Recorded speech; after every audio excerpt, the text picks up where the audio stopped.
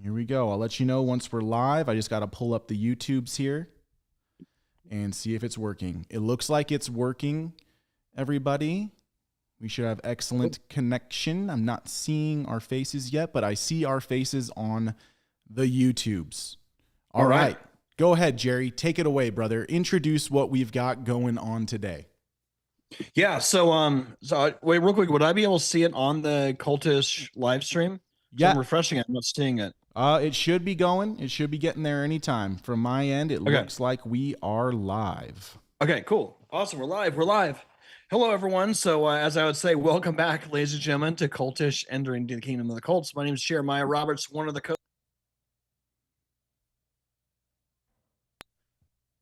I didn't make sure I didn't hit the mute button. Yeah, don't hit that mute button. Crazy. Don't hit the mute button. But very super excited because we've been around for a minute. We've been around for a while, and we've always been interested in talking about supernatural topics. In this case, we're going to be talking about Halloween. So if you want to jump in and maybe be part of a spicy comment section, definitely join us here. So I'm going to introduce our guest and tell you the story. So Josh Robinson's with us today, all the way from remind me again, West Virginia, right? Virginia, baby. Virginia. See, I didn't want to make that distinction. I knew not to make that, not to categorize them both, but I still got it wrong. You're from Virginia, not West Virginia. But no, West Virginia. This is blasphemy, Jerry. Oh no, West Virginia. Okay, here we go. Gotta redeem this. I'm already in free fall right here. And this is live, bro. This is live. It is. I know. There's no takes here. Just getting roasted here already. But about 5 years ago? It was 2020. We did that episode on the exorcism of Kristen Bellamy, and yeah, man, it was super interesting because you talked about this unique experience being a pastor and having somebody who's heavily involved in the occult, and you baptized her, and you had really just sort of this exorcism that happened, and then you're just trying to sort of reverse engineer it, figure out what happened. So man, it's been a while. It's been way too long since you've been on with us. So I'm glad to hang out here and just have a good time here. So yeah, man, how have you been? It's good to have you with us. Yeah, well, I appreciate the invitation back to join you guys. Really enjoyed the last conversation that we had, and things are good. Yeah.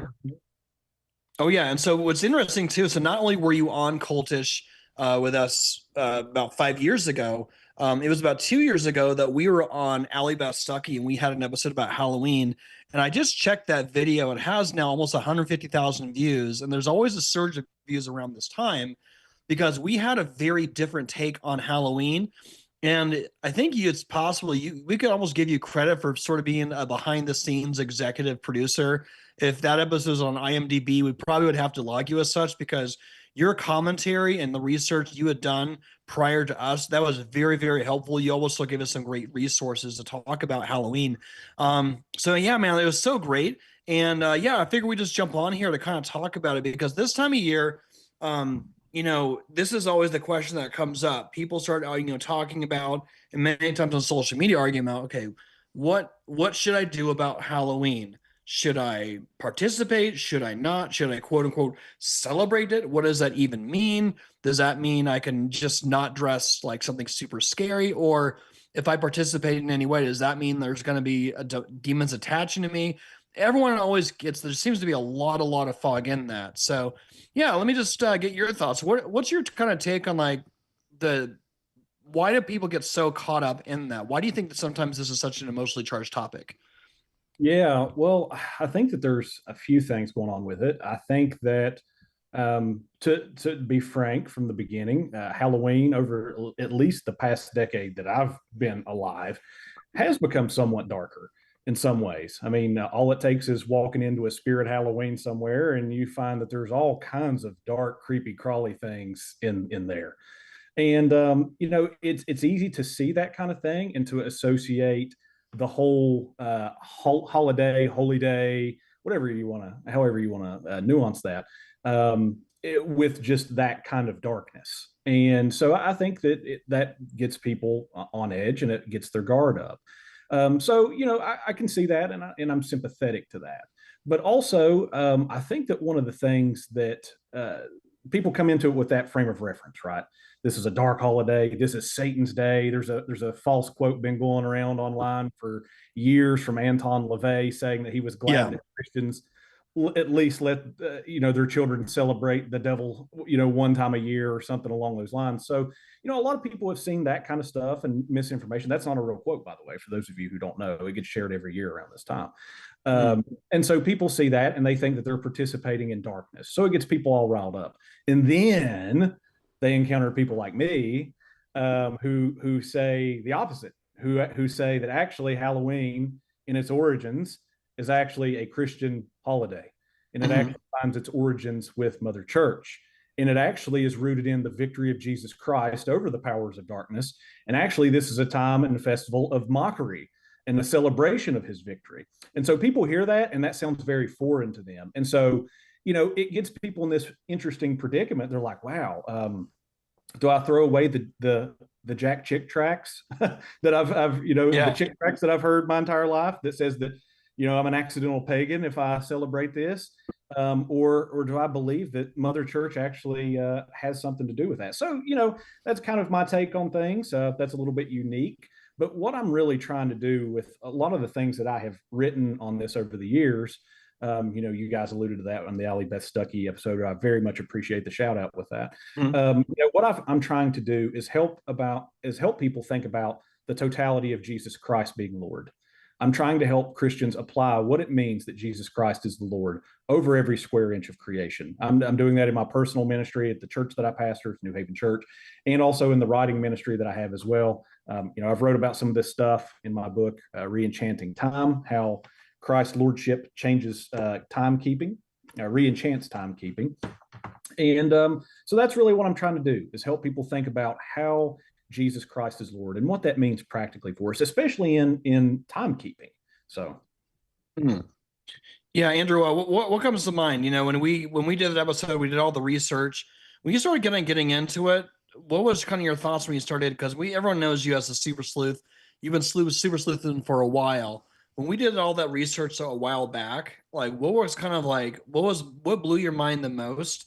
And what is your take, especially in light of like the history of it and how people are celebrating it now? And also, like, why do you think it's sometimes such an emotionally charged topic? Because even if you look up that episode, we'll have in the show notes with Allie Beth Stuckey, that in the comment section, there still was a lot of emotional reaction to those comments, not necessarily really engaging with any of the facts that we presented, but just very much assertive. No, you can't do it. You're not a true Christian if you celebrate Halloween. I don't know. Andrew, do you have any thoughts on that? Yeah, what I've found most interesting is that it appears this false narrative of Halloween being originally a pagan holiday celebrated, which would have been called Samhain.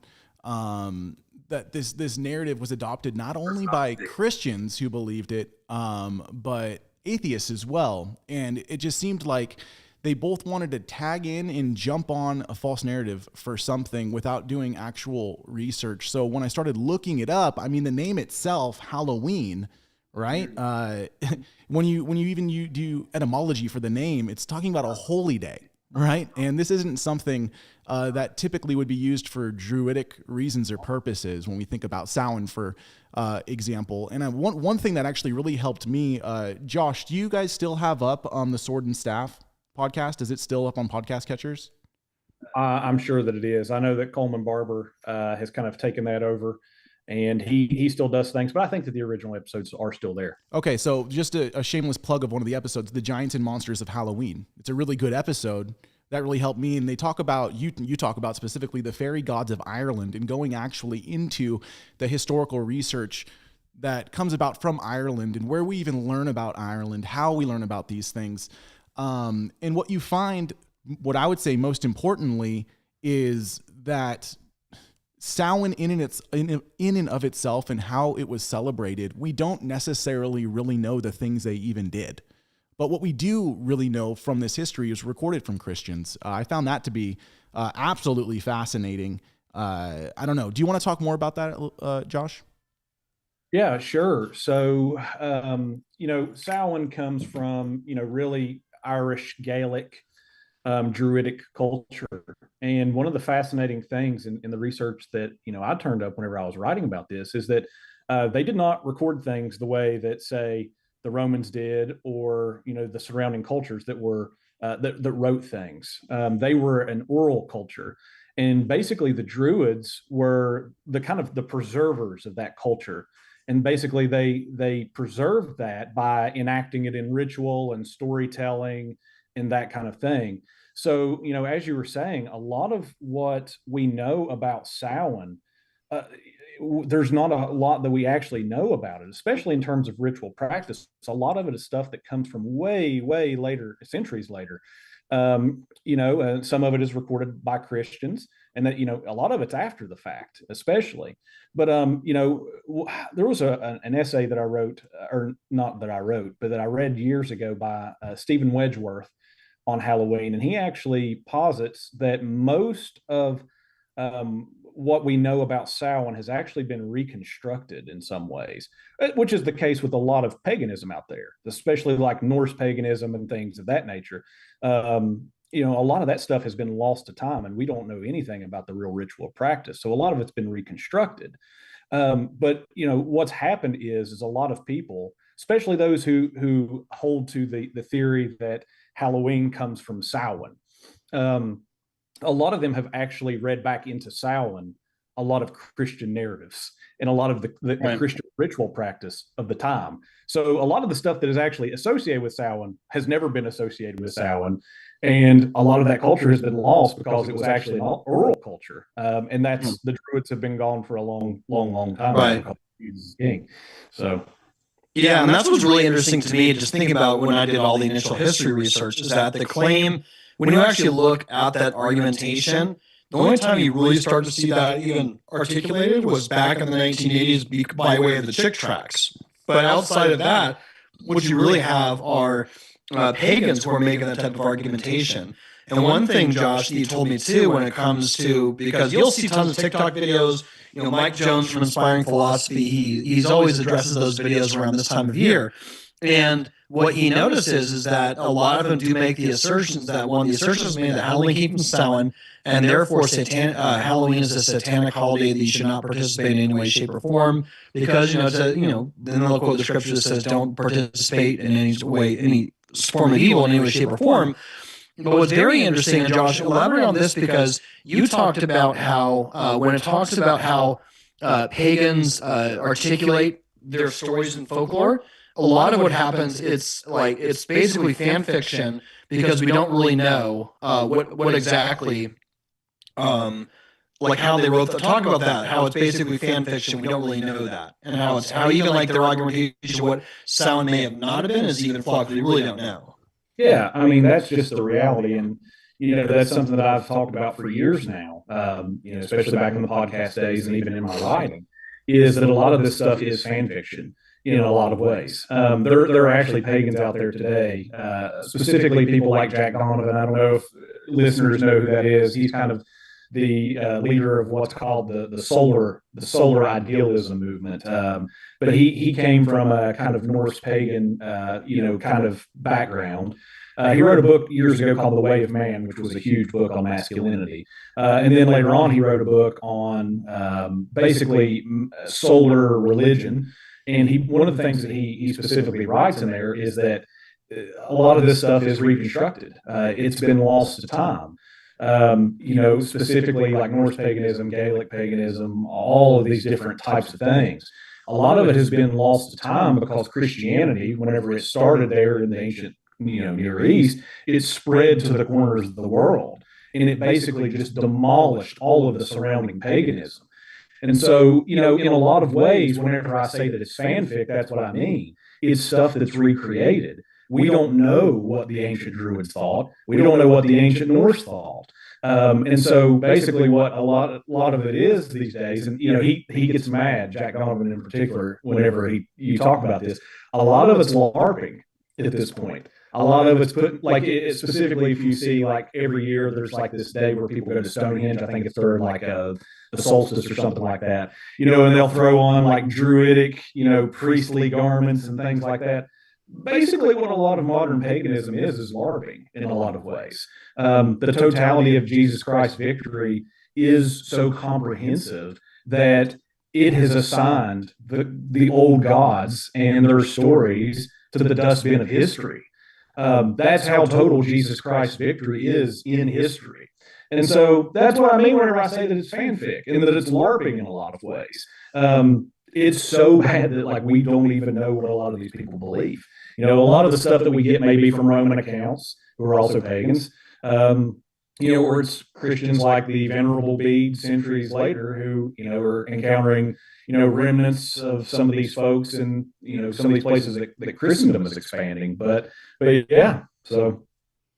I love that, man. I love the idea of the fact that they're LARPing. I like to say it a lot that neo-pagans today are trying to resurrect dead bones, right? And then they try to make like a puppeteer out of them. And the reality is that there's only one resurrected God man, and that's Jesus Christ, and he sits on his throne. These ancient pagan religions, like you said, they've been crushed so hard that they're lost to history. I mean, much of what we know, even about, let's say, quote unquote, Druidism, comes from even forms of archaeology, but archaeology isn't without its presuppositions when you're trying to interpret evidence, So you're telling me then, Josh, that the Druids didn't carve out pumpkins and have black cats everywhere and do trick or treat? Yeah, so it's funny. Pumpkins are actually a New World thing. In the ancient times, whenever Christendom had spread to the British Isles in particular, they actually didn't carve jack-o'-lanterns; they carved turnips. And then whenever the Scots-Irish actually immigrated over this way, they particularly loved Appalachia because it reminded them of home because of the mountains here. That tradition kind of carried on in pumpkins, which was a New World thing. But to your question, do we trick or treat? Yes, we do. We do trick or treat, and in some ways, it's a carrying on of a Christian tradition, which was called souling in the British Isles, which is where there would be things called soul cakes, and young Christians would go to houses and they would pray for the souls of people, and then they would receive a soul cake in return, and then they would sing songs and things of that nature.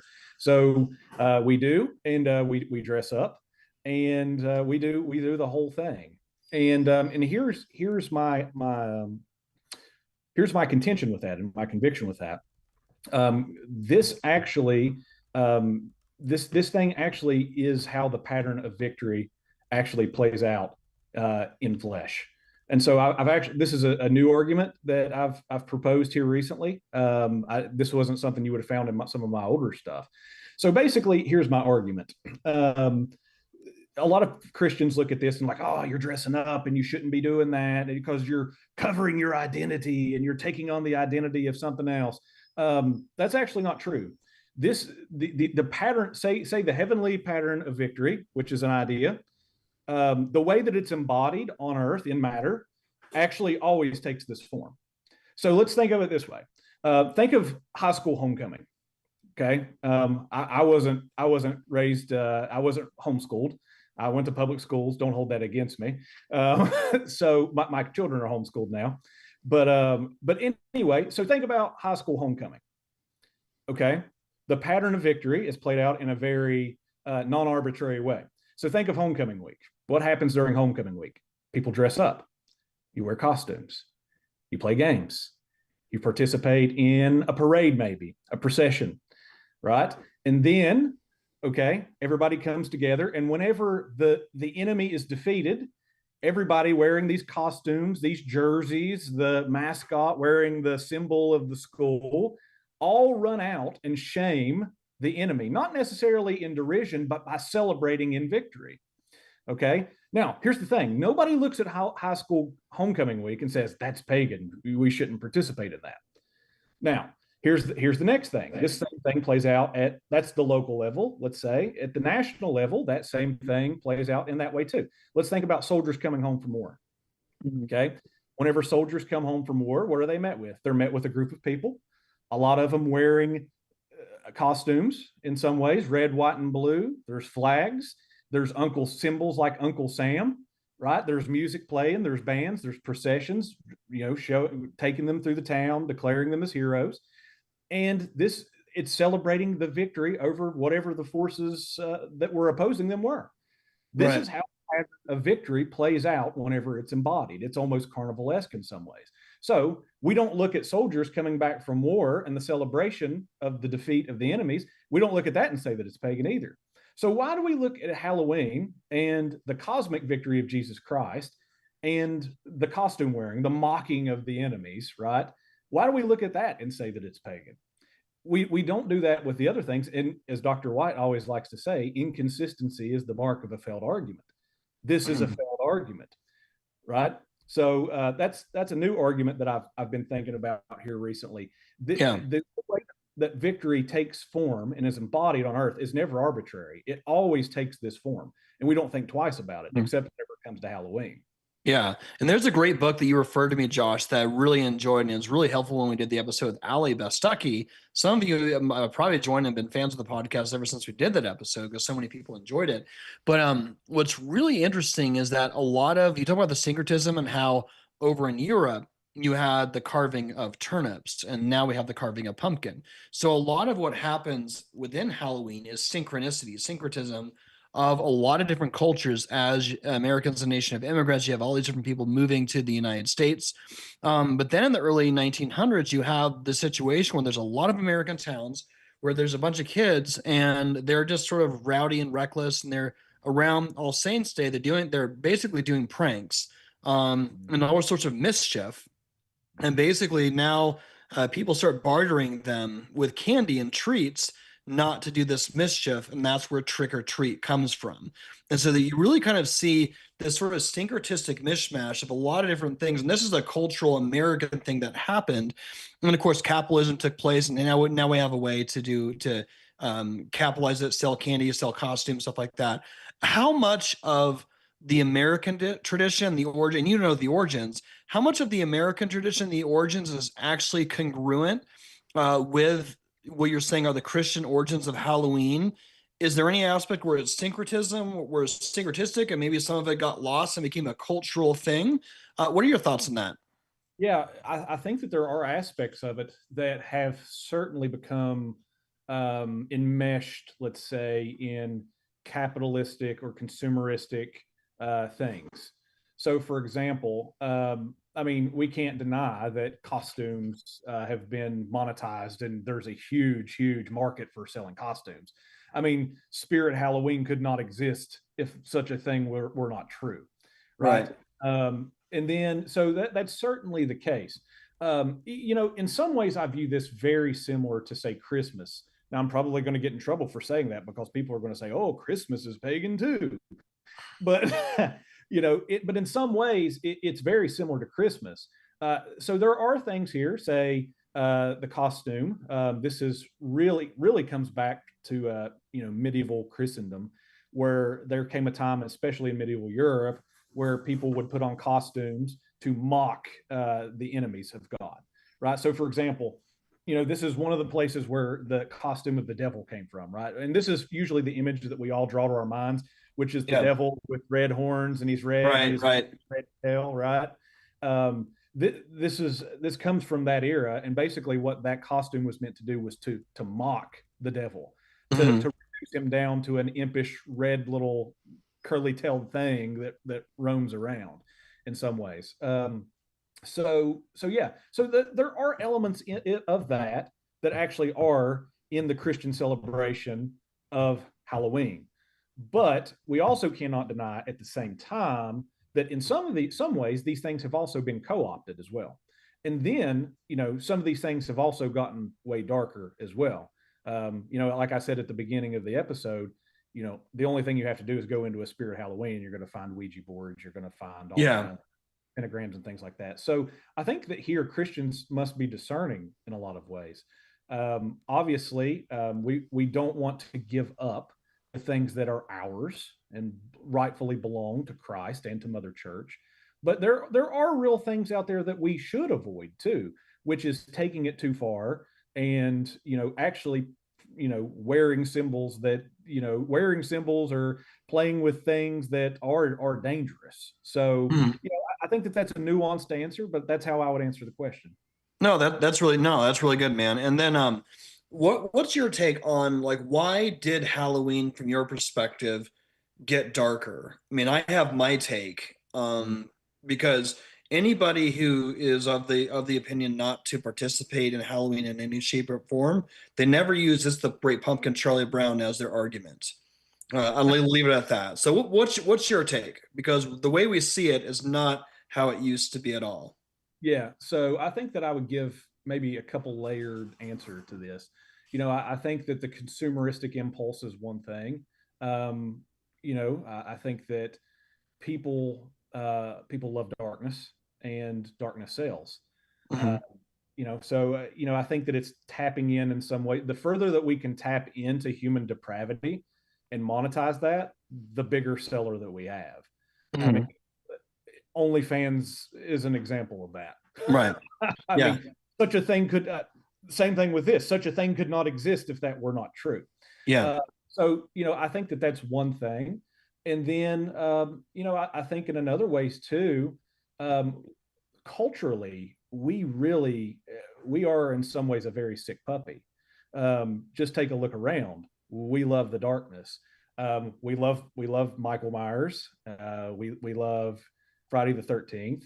And, in some ways, those things have become in some ways synonymous with the holiday because of how, it's been monetized. A lot of these big chains that put out costumes and Halloween decor and things like that have used those things, and associated it with the holiday. But I Mm-hmm. guess if I had to chalk it all up and give a single answer to those things, I would say that at the end of the day, it really does come down to human depravity. I mean, Right. that's why it is as dark as it is. Yeah. We love, not only do we tolerate the darkness, but we love the darkness. Mm-hmm. And, that's, I don't know. I'm interested to hear your take on it, Jerry. Yeah. So, Andrew, you can give me. I want to hear, and Andrew, after I'm done, you should give me your take, Andrew. But Sounds good. I've always, and what I realized is from studying the origins of Halloween, it's syncretistic. So you have the early Americas. You have all these all these different groups, different denominations, and largely like Christians who are coming and immigrating to America. And so what you're seeing is that there's even levels of the connection to All Saints Day with Guy Fawkes and blowing and trying to blow up U.S. Parliament. Like that's a super interesting component. But really, as Halloween continues to evolve, it would always be an outward expression of culture. And this is something that's super interesting as well too. We even talk about how a lot of different monsters like Frankenstein and Dracula and a lot of these things that are very prominent throughout film, and of course they got featured in the recent Netflix series Wednesday or in the Addams Family. There was a huge explosion in cinema of all these different monster and Frankenstein movies and Dracula movies right around the time when Halloween was going around. But what you find out is that within this celebration of Halloween, which at that time was really a children's holiday, there was not really there's no carryover. There's no evidence or record of anyone ever trying to celebrate Dracula or Frankenstein or any of those notable monsters from those early films around the 1930s when Halloween was beginning to have its origins. But what you begin to see is that the Halloween begins to become darker really around the 1970s. And what happened in the 1970s, you had the sexual revolution. And on top of that, there's this whole level. I've heard of conversations within filmmaking. There's a guy, I can't remember some podcast I listened to, but he has a book I think it was called The Monsters of Id. And he is basically talking about film and how the 80s, like the genre of horror was a response to the sexual revolution because basically you have promiscuity everywhere. Basically do as thou wilt. So you have that going on. And then as a response, you have the rise in the 80s of all these horror films, like with John Carpenter's Halloween. But that was really, in a sense, like a response to the sexual revolution because, in a weird way, I think people have this conscience and they had to show that eventually that sort of free love has consequences. And so if you think about it too, when it comes to like all those horror and slasher movies, and I'm not a fan of them, I'm just talking from, what I know about them. Usually when it's a slasher flick, it's usually, the girl who's the high school prom queen. There's usually that high school prom queen and the jock who are, messing around doing something they shouldn't be doing, and that's where they get whacked, right? That tends to be like where that goes. And so in a sense, like a lot of that happens. So basically, Halloween is really a syncretistic mishmash of cultures, but always reflects where we're going. And so you see a lot more promiscuity, a lot more adults getting involved in Halloween in the 70s. And then in the 80s, you start to see a lot more of the darker take where it's not completely there, but now you're seeing the Mike Myers and stuff like that. And I think even more recently, what you've seen now is that Halloween has gone excessively darker because even like the last 10 years, you've had a huge plunge where the occult has just exploded because we're really right now, in many ways, in a we're in a postmodern, post-Christian culture. And historically, whenever Christendom starts to not really have its influence, you always have neo-paganism and oneism try to flush things out. And so even like the last 5 years, I'm not a big participator in Halloween, and that's my own personal conviction. But what I've just noticed around this time, like 5 years ago, Ouija boards and the promotion of the occult was not visible. Now it's everywhere, even in basic the Spirit Halloween, or even going to Ross, or even going anywhere around this time, you see it regularly pushed out. So yeah, I think that's what you see. It's always a syncretistic expression of what's going on in the culture. So it's kind of like, there's certain things there that the pulse of the culture is also the report card of the church. So you could also argue that. That's kind of my take. What's yours, Andrew?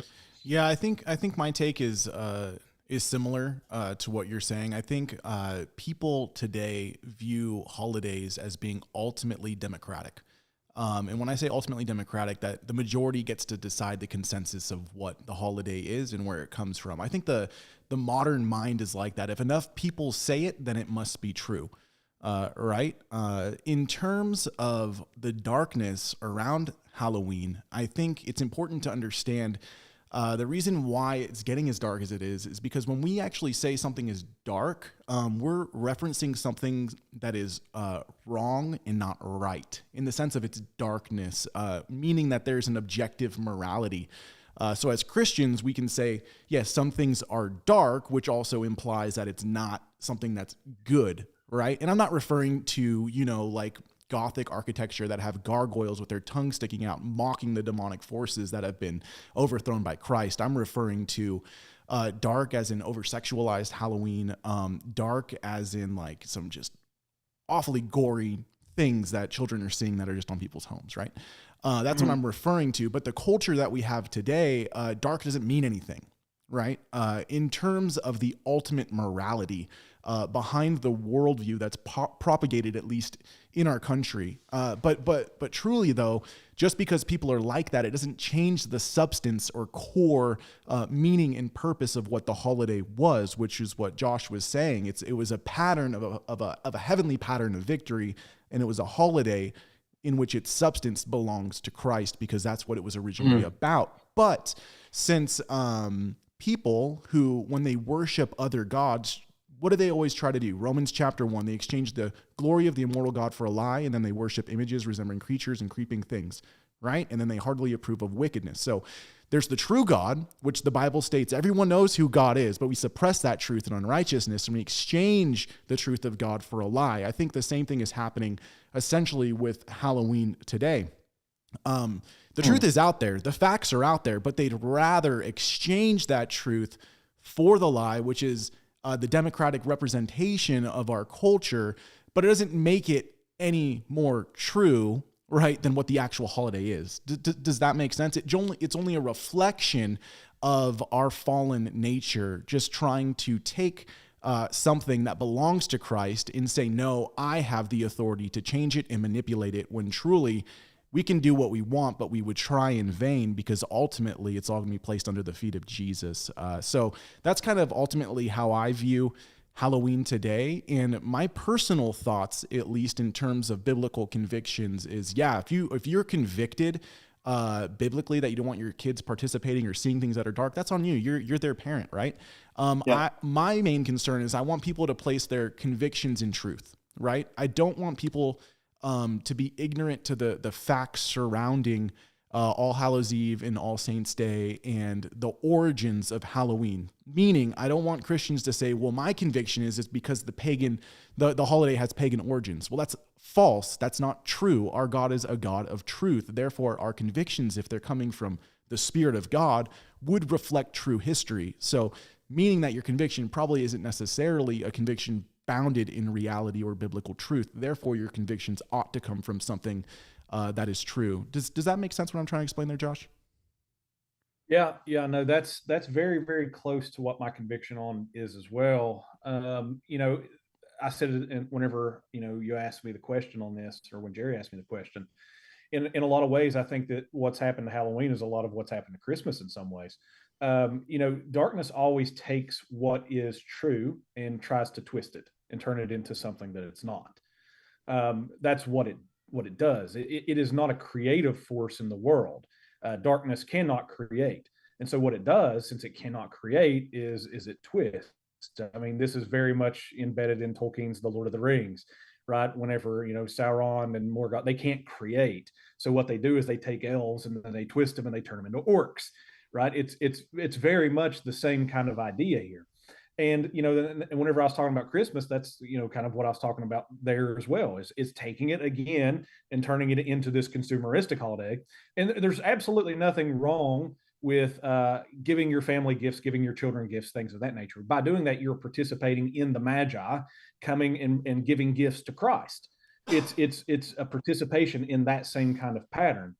But at the same time, that's what it always does. Darkness always takes what is good, true, and beautiful, and it twists it around and it turns it on me, and then it perverts that. At the end of the day, the battle is always between oneism and twoism. Oneism always wants to collapse the creator-creation distinction, all of the boundaries, all of those things into all as one, and Christianity, being twoist, upholds that distinction between creation and creator, and because of that, there's a binary there. That's why we say this is good, this is evil, right? And so at the end of the day, I think that Jerry's right. We are living in I think in some ways we're living in the crumbling of a secular consensus in a lot of ways. And what's reenchantment? I've been saying this for years. Reenchantment is inevitable in some ways. I think that's the reason why you see. I don't know if you guys remember the commercial a couple years back where Facebook was dabbling in New Age stuff. Do y'all remember that commercial? No. Oh, it's out there. Like there was a bunch of crystals and talking about manifesting. Like Facebook did a commercial about talking about manifesting. I believe so. Yeah, it's out there. It's on YouTube. You guys can find it. It was a fascinating commercial.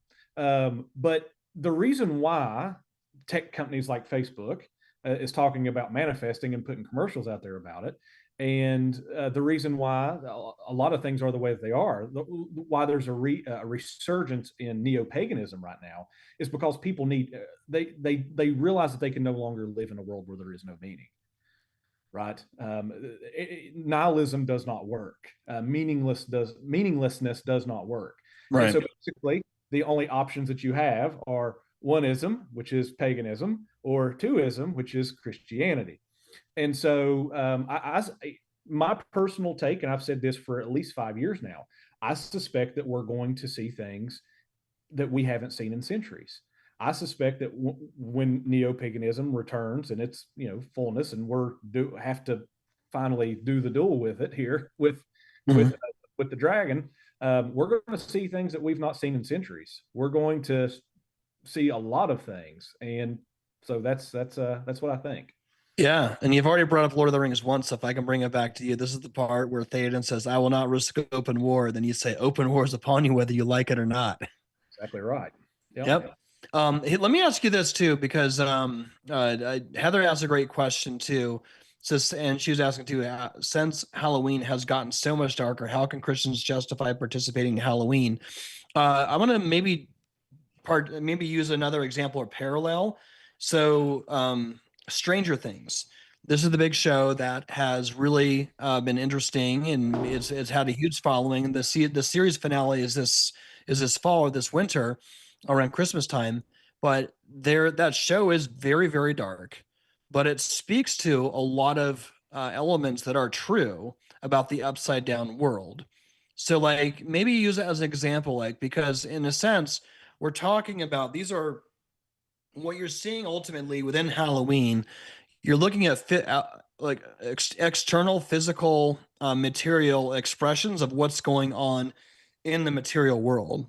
So with those who are of the conviction not to participate in Halloween, okay, even if we're not in agreement with that, we do agree on this, that there is something going on in the supernatural world, in the upside down world. So like how do you how would we make that distinction, identify the reality of the supernatural, but maybe kind of go into that, like as far as approaching a dark topic, whether it's Halloween or Stranger Things or something like that? Yeah.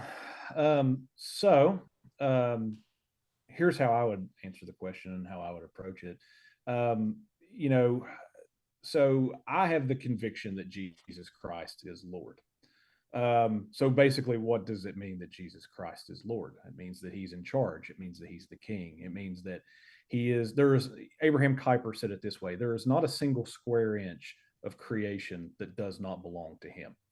Okay. So since I start with that biblical conviction that Jesus Christ is Lord, I cannot let's say it this way: I cannot abandon something that belongs to him rightfully and say this is now Satan's. I think that that's an abdication of our responsibility as Christians. And also, let's say it this way too. Even though my family in particular celebrates Halloween, we will not do it the way that the pagans do it, if that makes sense. Yeah. It's much more in line with the true Christian spirit from which it came. And specifically showing hospitality to others, being a witness in the world whenever darkness is there, and being a light in it. Halloween in a lot of ways is one of the last opportunities where people who are neighbors actually get out and like talk to each other. I don't know if you guys experience this where you're at, but a lot of people don't even know their neighbors anymore. I know people who have lived in neighborhood for years and just did not know their neighbors. And, like, oh, well, this guy lives down the street here, but I don't really know him. In some ways, Halloween is one of the last communal holidays that is out there. So, I think that during Halloween, I think that there is a serious issue if you're going to approach it as a pagan, where we're going to, dress scantily and very provocative, and we're going to let our children participate in that, and that we're going to, stack up all the Michael Myers movies in a single night, and all the slasher flicks, and all that kind of stuff, and we're going to go to the Spirit Halloween, and maybe one night we're going to play with a Ouija board. I think that's highly, highly problematic as a Christian, but also at the same token, you also don't have to celebrate it that way either. Mm-hmm. So that's how I would approach it. But yeah, the reality is that there are real things going on during Halloween. There are dark forces of darkness at work, but at the same time, what they're trying to do is deceive us all into thinking that there is something in creation that does not belong to Christ. Yeah. And as a Christian, we have to stand on the reality that Jesus Christ is Lord. It is not Satan's day. There is no day that is Satan's day. If Jesus Christ is the Lord of creation, he's also the Lord of time. Right. Because time is a part of the creation.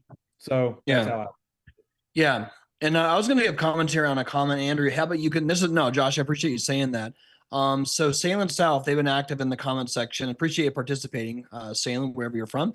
But asked a question and said, the superstition of such celebrations, basically, who does that belong to? And I think it's an interesting question, and maybe add some commentary onto it, just because superstition entails you have a feeling or sensing that there's some sort of supernatural, there's something going on beyond the veil, and you're superstitious about it, right?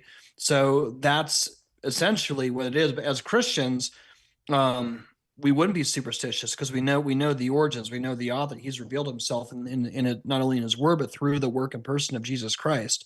And so we shouldn't have a reason to be superstitious, but to be certain of who God is, knowing that Christ is Lord and he's created all things are by him and for him. So that would be kind of just my take initially. It belongs to Christ, but it's not superstitious. As Christians, we should be aware of the supernatural realm because it's there and it's real. but we shouldn't be superstitious or paranoid about it. That'd be kind of my take or answer to that. Andrew, what's your thoughts on that? Yeah, I was just looking up the definition of superstitious. It's been a long time since I've even thought about that word. It means excessively credulous belief in and reverence for the supernatural. So we can give credence and say as Christians that, yeah, there are actively superstitious pagans who try to redefine what Halloween is and celebrate it in such a way that isn't actually Halloween. Let's go. That's true. That happens, but it's not Halloween. They're just playing make-believe. They're doing their own holiday. But listen to this. It says reverence for the supernatural. Again, it's like what Josh said. They're taking something that was true. Let's say the demonic forces in the waterless places, number one, who have been defeated by Christ. They're taking something that was once true and trying to twist it with their own meaning, right? So I do have reverence for the supernatural, but what supernatural, right? Jesus Christ, who is fully God and fully man, in what he did on the cross, right. Dying on the cross for my sins and resurrecting from the grave. When I say things like supernatural, I'm not talking about purely paranormal, right? I'm talking about truth embedded in reality, which is that we live in a world that's not only material, but also spiritual in and of itself. So I would say superstitious, in the definition, at least that I'm reading, is reverence for the supernatural, but I would say more maybe reverence for the predanormal, really, which would be the evil forces of the world. And Halloween, in and of itself, from the definition of the holiday, which maybe we can get into some of the facts for Halloween soon, is in and of itself not superstitious, no matter how many people like to say otherwise. Yeah, I mean, another definition of it is a widely held but unjustified belief in supernatural causation, leading to a certain consequence or action or event or a practice on such belief. I actually think that you could actually turn that around and say that those who think that Halloween is Satan's day, that is an unjustified belief in supernatural causation. Yeah. Yep. So if anything here is superstitious, it's that. So. Right. Well, also when you approach the naked eye, when you have some sort of idea of there is supernatural forces behind the scenes, or that people are made in the image of God and God's put eternity in the hearts of men. So they're looking at something where they believe there might be supernatural origins, but they don't know how to give an accounting and how you can make distinctual categories, i.e. a distinction between creator and creation. And that's where people have an idea that there's a certain location or place or object that is inherently superstitious. And what you end up having is oneism, where you have a distinction between the physical and the supernatural. The physical and the spiritual are blended together. There's no true distinctions. Yeah. Hey, Jerry, can I add to that real quick? So, yeah. So some people might take something like that and say, well, let's take it to the logical conclusion then. If I look at a rock and I'm trying to scry, it's not necessarily a bad thing because it's like you said, it's just a rock, right? However, the Bible does specifically condemn certain acts of what would be called sorcery or divination, which is the use of objects in creation to try to get contact with forces not of this world, to receive knowledge, typically in yes or no answers to questions, like a Ouija board, from things that we shouldn't dabble in. So I just want to clarify if someone's listening and trying to take it somewhere weird. Yeah. Anyways, keep going, Jerry. I'm sorry. Yeah, so I was just going to say that a lot of times there's just miscalculated or misguided presuppositions about what's the nature of the physical realm, what's the nature of the material and the immaterial realm. And I think that's also a mistake that a lot of people make when it comes to even the assertions that they make about why Christians shouldn't why Christians shouldn't participate in Halloween. And a lot of times they'll talk about, well, if somebody wears a certain costume, or if they wear a certain or certain, there's this guy who was saying that, witches curse candy. So that's really dangerous because you don't want to eat the candy that's been cursed by witches. Well, the only way that you would be fearful of it as a Christian, if that were true, if somehow there was some blending of a supernatural hex or a curse within a piece of Nestle Crunch bar, where somehow you're ingesting something that's going to, whatever it is, possibly on a candy corn, but aside from that, nothing else. Wow. Ain't throwing. But yeah, funny, I think, and this is the hard thing too, because I know there's lots of people out there this time of year, people that I know and care for, even people who've been on this podcast before, who a lot of times they'll make this assertion, that Halloween is demonic, and but usually what they do is they utilize their old experience. And Josh, I want to pick your brain on this too, because as a point of cultish, I've known in the 6 years that I've done this is that one of the most powerful ways in which you deal, we've been able to minister to New Agers is you believe them, like believing of what they experience with their all those years ago, Josh, with you with Kristen, like acknowledging the reality of what they've experienced, because Scripture speaks to it as far as what they've experienced in the unseen realm. A lot of times former witches, former occultists who are now Christians, they use their experience looking at the modern day celebration of Halloween, and they say something to the extent of, well, when I was in the occult, we did X, Y, and Z around this time of year. Therefore, Halloween's a satanic holiday, and you should not participate in it. Have nothing to do with the deeds of darkness, rather expose them. Like, how would we navigate acknowledging the reality of their experience, but also say this doesn't negate the reality of what it is as a whole? So Yeah, I mean, I would say, yeah, the version of it that you participated in was. yeah. Like, I mean, the version of it that you participated in was, but that also doesn't negate the reality that the real thing also exists. It's no different than Aleister Crowley taking the Christian liturgy and the Eucharist and using it in demonic practices and being a participant in it, and people saying, hey, I came from Crowley's Thelema and cult, and I was a participant in this thing, therefore the Eucharist is evil. That's like, well, I know that you participated in there may or may not have been a certain Ozzy Osbourne song that just popped in my head when you mentioned that. So I know what you're talking about. Yeah.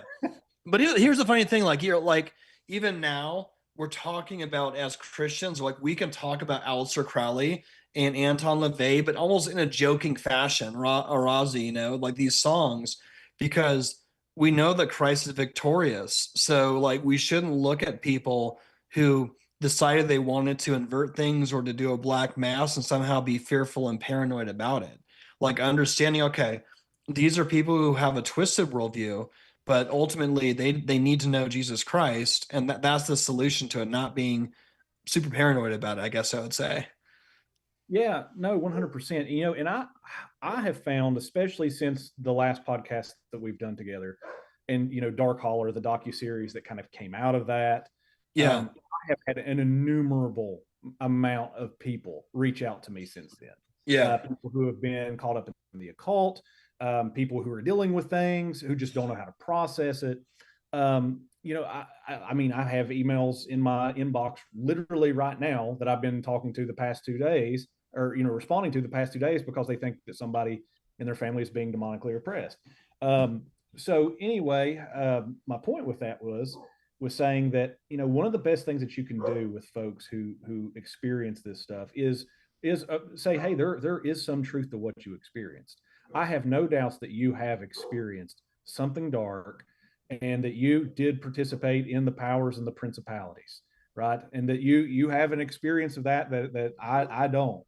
But at the same time, you can rest assured in knowing that Jesus Christ is Lord. One of the things that has been helpful in dealing with folks who have came out of the occult is showing them that in a lot of ways, the shadows that they were trying to find in their practice, actually the real thing exists in Christ already. Right? Mm-hmm. You are a participant in reconstructed LARPing Samhain. Right. The real thing exists over here in All Hallows Eve, in All Saints Day, in All Souls. Yeah. Again, this comes back to our conversation earlier, that the darkness always takes things and twists them and turns them into themselves. I have found, like, a lot of these things, especially after people have had time to kind of come out of that kind of thing, to think about it, one of the biggest things that they need is an understanding of the lordship of Jesus Christ, because a lot of folks come out of it. I've experienced this, firsthand. They come out of, say, the darkness, they come out of the occult, and they don't really have a grasp on what it means that Jesus is Lord. So what that leads to a lot of times is an overreaction to a lot of these types of things, and they're like, nope, we can't be participants in that. Shun darkness, all that. But they don't have a comprehensive theology of what it means that Jesus is Lord. So Right. one of the gifts that we could give to people, especially God's people, the church, pastors, if you're listening, is a theology of lordship. And in doing so, not only will you give them the tools to think critically about things, but you will also actually give them the real thing that they were actually looking for all along in the occult. Hey, there are real powers out there, and there are seasons that make sense to celebrate. But those are all found with Jesus at the center of it over here. Yeah. So this is somebody too, and I actually have another question. There's a couple other really good questions that just came up, and then just talking about navigating Halloween, but also with sort of the stuff that gets pushed out of why you shouldn't, right? So a lot of times there's argumentation that's saying participating in it, even the basic trick or treating, dressing up in any sort of way. Watermelon Shug, this is the YouTube name, so not sure what that means, but great YouTube name. Shout out to you. So I guess Sean McDowell, who's Josh McDowell's son, had a guy named Steve Dabbs, never heard of him. It said he seemed to insinuate that Christians can be oppressed / demonized, and he has a specific meaning for it. So avoid Halloween. He's just also some late. Yeah, so because a lot of people, there is like the whole biblical deliverance ministry that's been really popular in charismatic circles. A lot of them seem to assert this. And again, I love my charismatic brethren and brothers and sisters, but that does get to seem to be asserted not just in charismatic circles. So how would you address that? Because for me, I wouldn't want to give anyone advice, say, to put them in a situation where you would be demonized because you've actually dealt with that pastorally. Like, how would you respond to that? Yeah. Let me say this. Even though I'm a proponent that Halloween is okay to celebrate, and that there's nothing inherently pagan about it, I also am a proponent of conscience, the freedom of conscience, the liberty of the conscience. So even though it is my own personal conviction that this is Christian, has Christian origins, and that it's okay to celebrate it, I also would not push that on people who have a conscience that is different than mine on it.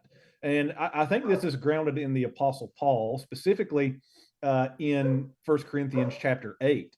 There's a section in 1 Corinthians chapter 8 about eating food sacrificed to idols. The question comes up in the church in Corinth. It's like, what should we do? Right? Should we not eat this food that's been sacrificed to the God? We're going to be cursed if we eat it, obviously. And basically Paul's response is, therefore, as to eating food offered to idols, we know that an idol has no real existence and that there is no God but one. For although there be so many, there may be so-called gods in heaven and on earth, as indeed there are many gods and many lords, yet for us there is one God, the Father, from whom all things, who from are all things, in whom we exist, and one Lord, Jesus Christ, in whom all things and through all things exist. However, not all possess this knowledge, but some, through former association with idols, that is paganism, right? They eat food as though they were really offered to an idol, and their conscience, being weak, is defiled. Food does not commend us to God. We are no worse off if we do not eat, and no better off if we do. But we take care that this right of yours does not somehow become a stumbling block to the weak. For if anyone sees you who have knowledge eating in an idol's temple, will he not be encouraged if his conscience is weak to eat food offered to idols? But he goes on to talk about that through this the weak person can be destroyed, and that's your person, your brother from whom Christ died. So Paul's take on this is my take as well. We know that there are many so-called gods out there, right? We know that there are fallen angels who have taken on the moniker of gods, and whom the nations used to once give credence to and worship to. But we also, as Christians, know that they are not really gods. There is one God, that is the triune God. That is God the Father. There is one Lord, that is Jesus Christ. He is the one through whom we all exist. And we know that we have the knowledge that this is the case, even with Halloween. But there are some out there who have former associations with idols. They think that this really is the time that the gods are really stirring and really active. And but that's because they have a conscience that's been defiled. They have a conscience that is weak, and we do not want to to cause our brothers and sisters to stumble. So, with that in mind, I would say you do not have to participate in this if you believe those things. And I would never push you to say that you should. Yeah. But also, we should say this too. The goal is not to remain weak in the faith. The goal is to become strong in our faith and to grow in our faith. And that comes through studying the Word of God and seeing clearly that God's Word does address these kind of things, like in 1 Corinthians 8. So, like I said, I don't want to use our liberty to cause others to stumble, but that's how I would approach it. I would say you don't have to approach it, but also don't be judgmental of your brothers and sisters who may have a stronger conscience than you, who do celebrate it. Andrew, did you have anything you want to add to that? No, I think that's a wonderful explanation. And thinking about, people who may have experienced get quote unquote demonized during Halloween, I would say, personally, I don't think there's any day of the year, since God owns the days, he owns everything, where the veil is thinner than others to the waterless places. I don't know if I agree with that. But what we do see with Halloween, at least when the secular world is trying to redefine what it means and they have their own pagan practices that they're putting into it, that there's more Ouija boards around, there's more occult practices being around, and there's more acceptance of these practices during this time. I'd say that's probably true. And if someone has the tendency to fall in line with those practices, and in effect they become demon possessed or oppressed by demons, I mean, that's because you're getting involved in things that the Bible says do not get involved with. But I don't think taking your kid out to go knock on a neighbor's door and get some candy makes you any more apt to be demon possessed, if that makes sense, if I'm understanding kind of the part of that question from Watermelon Shug.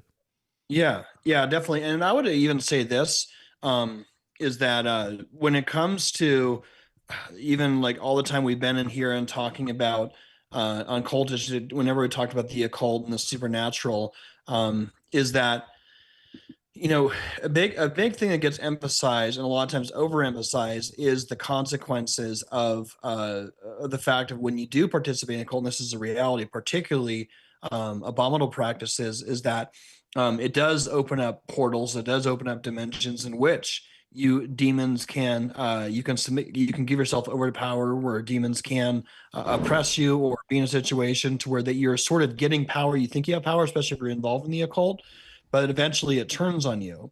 But the reality is that when you participate in the occult, that's not the ultimate reason why you shouldn't do it. So let me just go to actually Deuteronomy chapter 18, verse 9, and it says, "When you come into the land that the Lord your God is giving you, you should not follow the abominable practices of those nations. There should not be found any among you who burns a son or a daughter as an offering, anyone who practices divination or fortunes or interprets omens or is a sorcerer, a charm or a medium or a necromancer who inquires of the dead.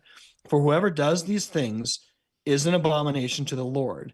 And because of these, the abominations for the Lord, the God is driving them out before you. So really what the warning is with doing these practices isn't that, is this going to open yourself up to demons? Is that going to are those consequences the reality? Yeah, but that's a result of the result. The real reason not to do it is because it's an abomination to God. And ultimately, and also, that's why it says the fear of the Lord is the beginning of wisdom. And in First John, it particularly says that everyone who is believes in Christ is born of God. I don't have the verse in front of me, but the evil one does not touch him. So the same God who inspired this. So if we're to fear the Lord, who has created all things by Christ and for Christ, we are to fear him and adhere to him. So in the same way that he says that don't do this because ultimately it's an abomination, you should fear God, and you want to do it because you want to please God. So when I look at, if I go into a store and I see a Ouija board, the proper response is, well, I shouldn't play this because a demon might come out and have that interaction, which would be super scary. Like, no, that's not the approach you should have. The approach is that I shouldn't do that because God said not to, and I don't want to test him. You should be 10 times more fearful of that than any sort of thing that might conjure up by you kind of messing around with it with this board, if that makes sense. So I think that that's one of the problems too with this whole conversation about Halloween is that it's an emphasis on the demons and the demonic, and a focus in on that rather than focusing on the completed word of Christ. Do you guys have any thoughts on that? Well said. Yeah. Mm. Yeah. No, definitely. We should fear God. We should fear God more than we fear his creation, essentially, right? Yeah. Because it's an abomination No, to God. exactly. And don't fear the one that has the power to kill your body, right? But the one that can cast your soul into hell. And we want to worship God and do what he says because he cares for us and doesn't want us to be influenced by the father of lies, essentially, right? Oh, yeah. Who was a murderer from the beginning. Let's try to shift this a little bit. Let's talk about the historical origins of Halloween. Josh, I know you have some articles and things of that nature that you've written on this. Where should we start with regards to thinking about the historical reality of Halloween? Yeah, so I've written pretty extensively about this. Shameless plug, I'm on Substack a lot. I don't know if anybody else is on Substack, but it's really the place for stimulating conversation and writing. It's far better than Facebook. It's far better than X. X is a lot of hot takes, but if you want like depth, Substack is the place to go because you can write in essays and all that. But yeah, so I've written pretty extensively about this, and I actually wrote about the origins of Halloween. I wrote an essay there. It's called "The Hallowed Origins and Christian Meaning of Halloween." And in the research that I have done, it seems that the Feast of All Saints was first celebrated in the spring, around AD 610. And during that time, the church set aside, and this is in quotes, this is from a historical source, one day in honor of them all, and called it All Saints' Day. And that was originally in May.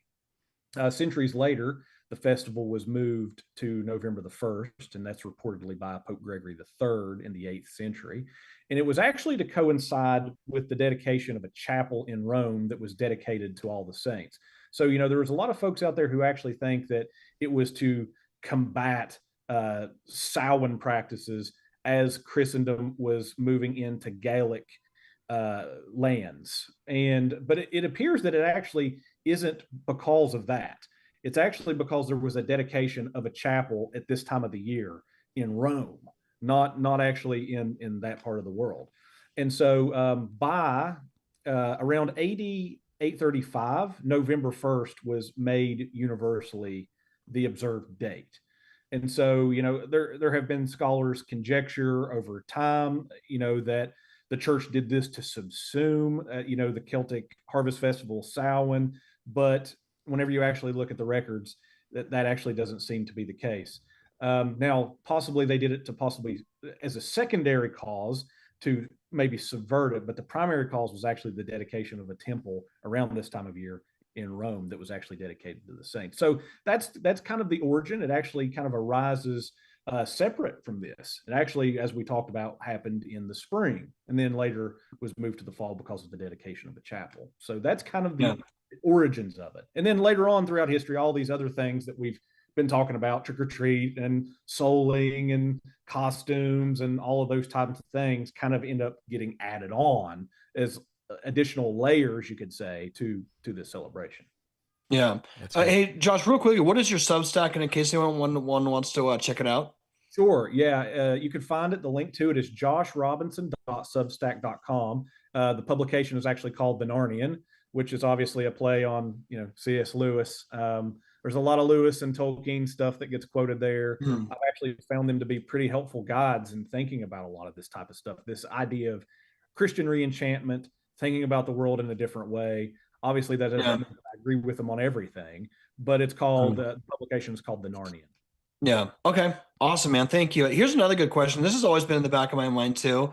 So when we talk about the fact, and then we go behind the historical origins of Halloween and talk about the inherent Christian origins, a lot of people bring up the fact that it's focused on Catholic saints or that it's a Catholic celebration, and then and being Protestant, and really having a big focus on the Reformation. Is there a way to sort of does that kind of like negate the whole thing? Does that poison the well, or how do we address that without because we know there's even is there a way to sort of acknowledge that the reality, the Christian reality of that, without acknowledging some things that are problematic with Rome, or how would you navigate that? I've always been curious Yeah. about that. Yeah, that's a great question, and that's the question I've thought a lot about over the years.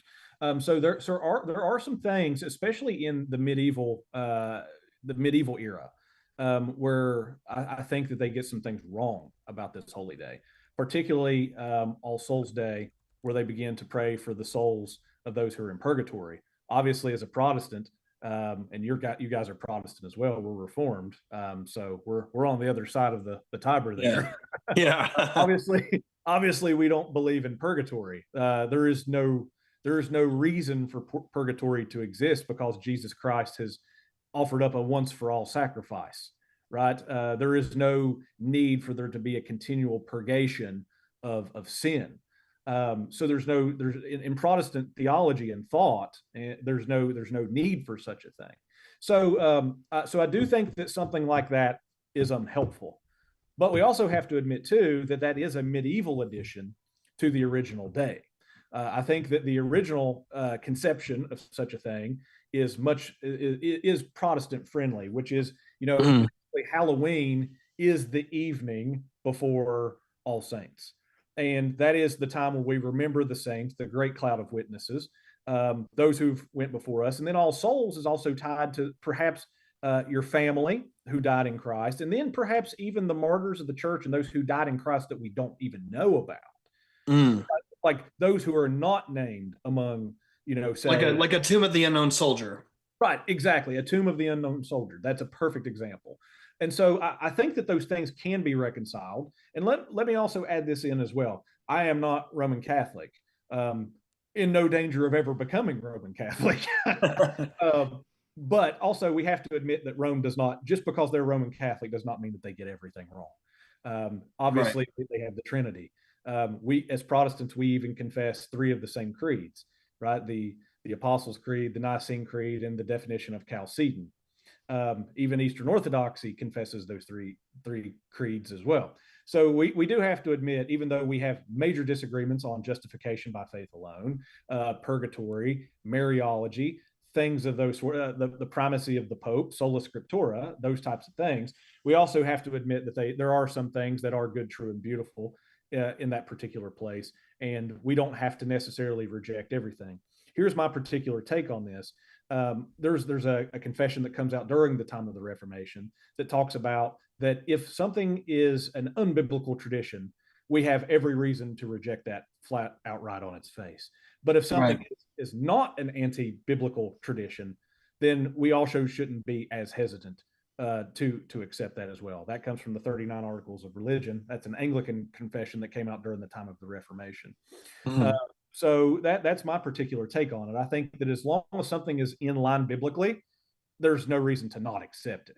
But if it's anti-biblical, that we Mhm. have every reason and we have the duty to reject it. So Yeah. Awesome. No, that's super helpful. And hopefully, Heather, if you're listening, for those of you listening via podcast, this is from a live stream we did on our YouTube channel. So this will be a day about 24 hours old by the time you're listening to it. But Heather, that's a great question. And Josh, no, thank you. That's a great one. Yeah, Andrew, what other questions come to mind as far as the historical origins of Halloween people may have? If for some people who are just jumping on here. Yeah, I think Watermelon Shug asked a pretty cool question. I don't really know how they're related, but how does this all relate to Dia de los Muertos? Huh. let let me caveat this with this. I'm very much less familiar with the Day of the Dead, but from what I understand, I think that this Halloween, All Saints, that type of thing, made its way into Spanish culture, that type of thing. And I think that there was possibly a lot of, from what I understand, and that's not much. I've not done a lot of research on it. And I actually considered doing more research on it this year. Um, but it seems to me that there is possibly some mixture and syncretism with Santeria uh, in that particular thing. And this thing is actually very much alive in places like New Orleans. Santeria is it is a syncretism of like occultism with Christianity. Um, you guys have probably done far more research on Santeria than I have at this point. Yeah. But yeah. Yeah, it's a hybrid of Catholicism, occultism, but it's also a lot of that Puerto Rican culture. It's super fascinating. In fact, I was driving, I was on a long road trip, and I listened to an audiobook by the comedian Joey Diaz, right? Not the a clean comedian by any way, shape, or form, but a lot of his history was being involved in Santeria. And that's something too that truly is like a syncretistic. Santeria would be an example of something that is culturally syncretistic. It's a mishmash of a bunch of things, but it's inherently occultic. Like there's no way you can truly separate Santeria. There's not a non-occultic way to do Santeria. Like there's not a way to do it. In contrast, when you actually look at Halloween, it has distinctly Christian origins. So that actually would be that's actually an interesting contrast now I think about it. I think a shout out to John Clash. We did an episode on Santeria. You can look it up. But yeah, that would be a distinction right there. Yeah, so I think it's safe to say, Josh and Jerry and myself, that we don't practice Santeria. We ain't got no crystal ball. All right. I think it's safe to say. Cool. I knew that. I knew somebody had to bust that out. That's all I could hear in my head. That's all I could hear in my head. Yeah.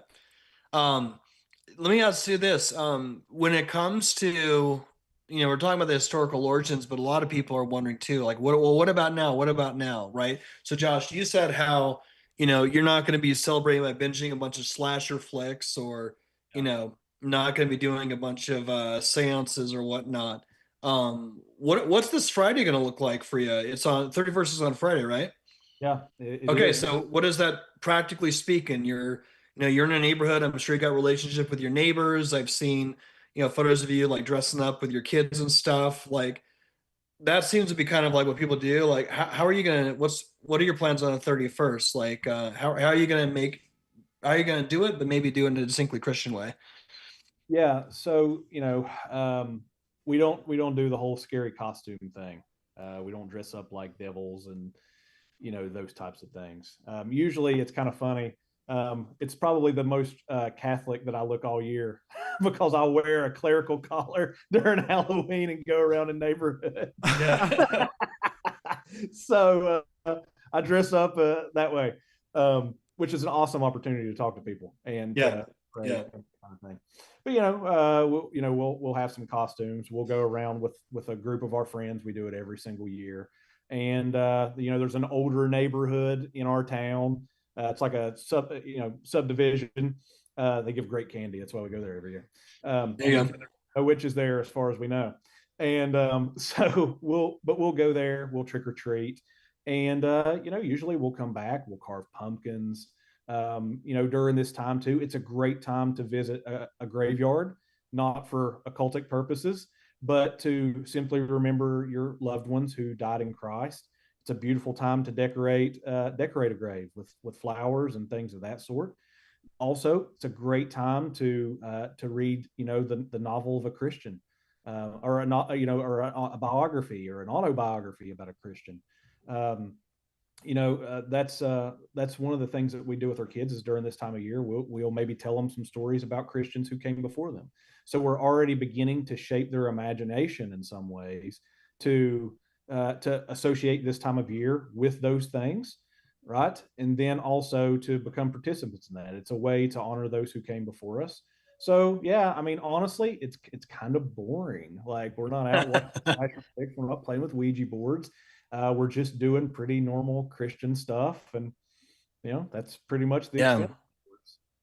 Yeah, and I've just noticed too, I'm in the process of moving all weekend back from the Utah to Arizona, but like we're gonna be just at my wife's cousins, and we're just gonna be out there like in the driveway. And I agree, man, it's a great opportunity to dress with people, to interact with people, and to talk with them, to get to meet your neighbor. And here's the thing too, is that like even like last year when I was there and I was just holding my son on the front porch and I was just on the driveway, you could even tell sometimes by it's almost like you get an idea of who people are and what they believe and what they're all about just by how they're dressing. So if you have a neighbor who is dressing up like something that's scary, even, there are kids out there who are in like the Freddy Krueger costumes and stuff like that, or just stuff that I wouldn't really participate in or have one of my kids dress up as.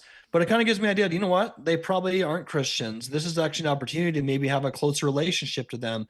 And because I'm in Christ, like I don't fear them. They're my neighbors. I just realized, you know what?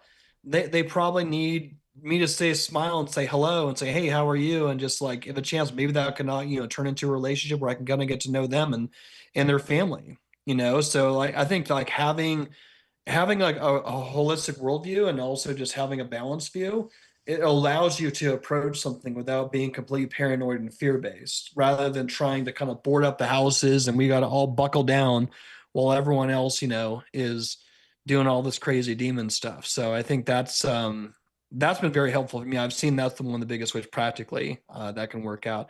What do you think, Andrew? Yeah, I mean, I'm gonna probably, for the last few years, what we had been doing was sitting in the front yard, and we'll like pass out tracts. We have like church events for it and stuff, and so we usually be at one of our members' houses, give tracts out, and then later just go out down the street and get some candy with my kids.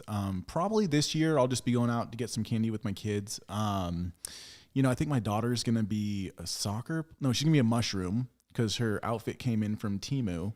And she wanted to be a mushroom. I don't know why. It's like it's got a pretty dress. She's not like she's not like Toad from Super Mario. No, just like a mushroom. That's what she wanted to be. That's what Marley wanted to be. That's hilarious. I know. Send me pictures of that. Yeah, my son is gonna be a ninja. Both of my sons, Phineas and Poe. That's not all of my children, but Phineas and Poe. They're both gonna be ninjas. And then Gilead. Last year we dressed him up as like a '70s guy. Oh man, when I post like the video that's edited for this, I'm gonna throw a video up of Gilead with his '70s outfit, bro. It was like a velvet. He was only like 1.5 when this happened. It's like that's great. A velvet onesie with a zipper that was like chrome. It went all the way down, and we gave him some glasses and we slicked his hair back, dude. It was probably the funniest. He looked like Elvis, dude, like straight up Elvis. Oh wow, that's awesome. And I think one of them might want to like put zombie makeup on, but that doesn't really bother me too much. So we're just gonna go out and get some candy and have a good time. My kids know about Reformation Day. We used to celebrate just Reformation Day, which I think is pretty fascinating too, to think about the reasons why Martin Luther pinned the 95 Thesis on that specific day, which would have been, that Roman Catholic holiday that was going on during that time. But that's for a different conversation. However, we're just going to have some fun and be a family, hopefully meet some of my neighbors now, since we live in a house out here in Utah. I know a few of them, like the immediate ones around me, but it'd be cool to meet some other ones and maybe even possibly I've got a bunch of pass out tracks of my own, because we'll be giving out candy too from the front yard. So we'll see how it goes. We're going to play it by ear. Definitely light a fire, which is not pagan either. People need to stay warm when it's cold outside, and it is getting chilly in Utah right now. There's like a cold front coming in. Kind of like when St. Patrick lit that one fire in protest in rebellion against the Druids. Right. That's another story. But dude, Josh, I've got a great story for you. And Andrew, I don't know if I've told you the story well too, like a funny Halloween story. So Jeff Durbin, him and I have been longtime friends, and he wouldn't be like He's the one who inspired Andrew and I to do the podcast. So shout out to him. He's sort of like the quasi executive producer, I guess you would say, of the show. So, but years and years and years and years ago, when we were young and knew everything about everything, we co-ran a karate school together. And so we had one time, we were trying to think of creative ways to try and get more students for our karate school. So Halloween was right around the corner. So Jeff ordered 2 ninja costumes, like legit ninja costumes. And so we ended up getting them like the day before. And basically we got dressed up head to toe, but they had those, like the footing, you ever see like a legit ninjutsu? It's almost like Ninja Turtles. It's like the way like the webbing is like weird. So we went out and started like running around as ninjas, like handing out flyers, like all over the neighborhood, all around the karate school. And we were like running, like we're in somewhat good shape. We're sprinting all around like, hey, how are you? Here's a gift, like as ninjas. And people are like, what the heck? But afterwards, like my feet were throbbing, because whatever those feet are made out of, like it was not made for my feet. So something was out of sync. So like the next day, my feet were throbbing, but we ran around for like 2 hours as ninjas all around the neighborhood trying to get karate students. I think we got like 3 or 4 signups actually. So I think it did pay off.